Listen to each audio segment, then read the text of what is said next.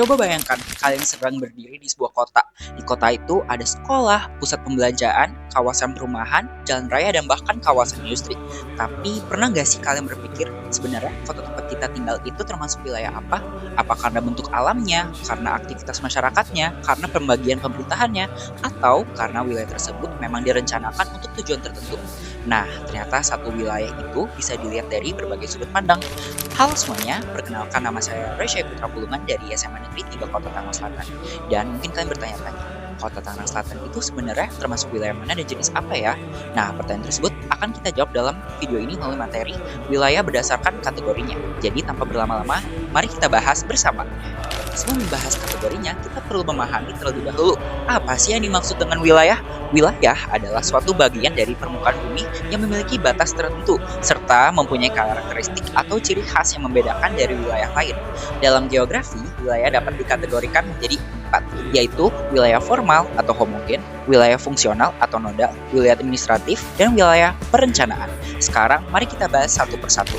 Kategori pertama adalah wilayah formal, yang juga disebut sebagai wilayah homogen.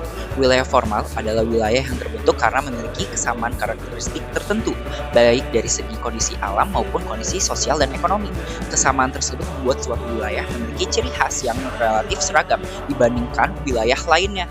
Contoh dari wilayah yang itu wilayah pertanian adalah wilayah yang sebagian besar lahannya digunakan untuk kegiatan bercocok tanam. Wilayah ini biasanya memiliki kondisi tanah, iklim, dan sumber air yang mendukung kegiatan pertanian. Contohnya adalah Kabupaten Karawang di Jawa Barat yang dikenal sebagai salah satu daerah penghasil padi. Dan yang kedua yaitu wilayah perkebunan. Wilayah perkebunan adalah wilayah yang didominasi oleh kegiatan budidaya tanaman perkebunan seperti kelapa sawit, teh, kopi, dan karet. Kondisi alam wilayah tersebut biasanya disesuaikan dengan jenis tanaman yang dibudidayakan.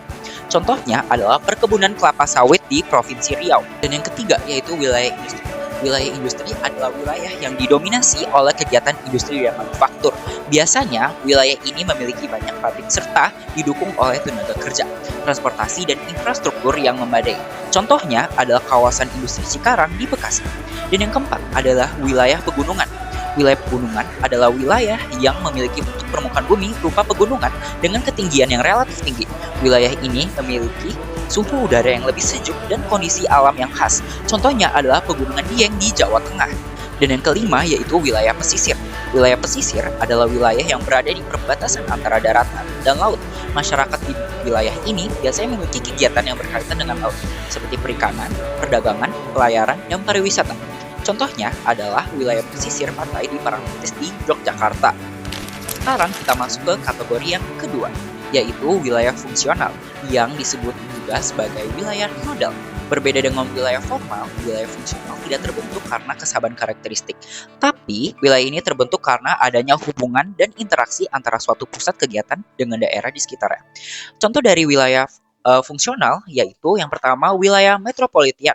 Wilayah metropolitan adalah wilayah yang terdiri atas sebuah kota utama atau kota inti dengan daerah-daerah di sekitarnya yang saling terhubung melalui kegiatan ekonomi, transportasi, permukiman, dan aktivitas masyarakat. Contohnya adalah wilayah Jabodetabek yang terdiri dari Jakarta sebagai kota pusat, Bogor, Depok, Tangerang, dan Bekasi. Contoh kedua yaitu wilayah perdagangan. Wilayah perdagangan adalah wilayah yang menjadi pusat kegiatan jual beli barang dan jasa.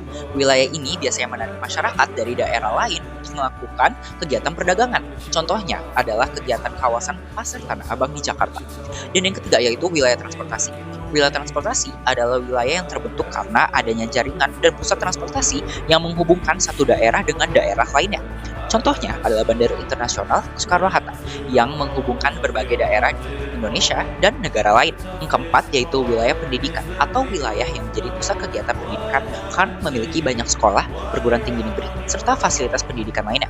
Contohnya adalah kota Yogyakarta yang dikenal sebagai salah satu kota pendidikan Indonesia dikarenakan memiliki banyak sekali sekolah dan perguruan tinggi. Dan yang kelima yaitu wilayah pariwisata.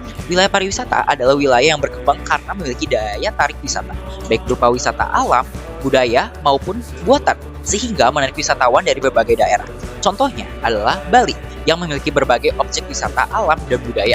Oke, mari kita bahas kategori yang ketiga, yaitu wilayah administratif. Wilayah administratif adalah wilayah yang dibentuk berdasarkan ketentuan dan aturan pemerintahan serta memiliki batas wilayah resmi. Pembagian ini bertujuan untuk mempermudah penyelenggaraan pemerintahan dan pelayanan kepada masyarakat. Contoh pertama yaitu negara. Negara adalah wilayah yang memiliki pemerintahan yang berdaulat, penduduk tetap, wilayah dengan batas tertentu, dan memiliki sistem pemerintahan sendiri. Contohnya adalah negara kita sendiri yaitu negara Indonesia. Yang kedua yaitu provinsi. Provinsi adalah wilayah administratif tingkat pertama yang dipimpin oleh seorang gubernur dan terdiri atas beberapa kabupaten dan kota. Contohnya adalah provinsi yang saya sedang duduki sekarang yaitu Provinsi Banten. Contoh ketiga yaitu kabupaten atau kota adalah wilayah administratif tingkat kedua yang dipimpin oleh seorang bupati atau wali kota dan terdiri atas berbagai kecamatan. Contohnya adalah Kabupaten Tangerang atau Kota Tangerang Selatan. Dan yang keempat yaitu kecamatan. Kecamatan adalah wilayah administratif yang berdiri di bawah kabupaten atau kota dan dipimpin oleh seorang camat. Contohnya adalah Kecamatan Serpong di Tangerang Selatan. Dan yang kelima atau yang terakhir yaitu desa. Desa atau kelurahan merupakan wilayah administratif yang berada pada tingkat pemerintahan paling bawah dan berfungsi memberikan pelayanan pemerintahan secara langsung kepada masyarakat. Contohnya adalah Desa Panglipuran di Bali. Nah, kalau kita kembali ke pertanyaan awal video, Kota Tangerang Selatan termasuk wilayah administratif berupa kota yang berada di Provinsi Banten. Jadi, sekolah saya SMA Negeri 3 Kota Tangerang Selatan berada di wilayah administratif Kota Tangerang Selatan. Jadi, kategori yang terakhir adalah wilayah perencanaan atau planning region.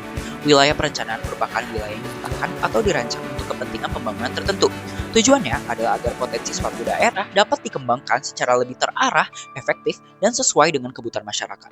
Contoh yang pertama yaitu Kawasan Ekonomi Khusus atau KEK atau KEK. Kawasan ekonomi khusus adalah wilayah yang ditetapkan pemerintahan untuk mempercepat pertumbuhan ekonomi melalui berbagai fasilitas dan kebijakan khusus. KEK dapat dikembangkan untuk kegiatan seperti industri, pariwisata, perdagangan, atau logistik. Contohnya adalah KEK Mandalika di Nusa Tenggara Barat yang dikembangkan sebagai kawasan pariwisata. Yang kedua yaitu Kawasan Strategis Nasional atau KSN. Kawasan strategi nasional adalah wilayah yang memiliki pengaruh penting terhadap kepentingan nasional, baik dalam bidang ekonomi, sosial, budaya, lingkungan, maupun pertahanan dan keamanan. Karena memiliki nilai strategis, kawasan ini menjadi salah satu prioritas dalam pembangunan nasional. Contohnya adalah kawasan Ibu Kota Nusantara atau IKN di Kalimantan Timur. Contoh ketiga yaitu kawasan industri. Adalah wilayah yang secara khusus direncanakan untuk menampung berbagai kegiatan industri. Kawasan ini biasanya dilengkapi dengan infrastruktur seperti jalan, listrik, air, dan fasilitas pendukung lainnya agar kegiatan industri dapat berjalan dengan lancar. Contohnya adalah kawasan industri Jababeka di Cikarang, Bekasi.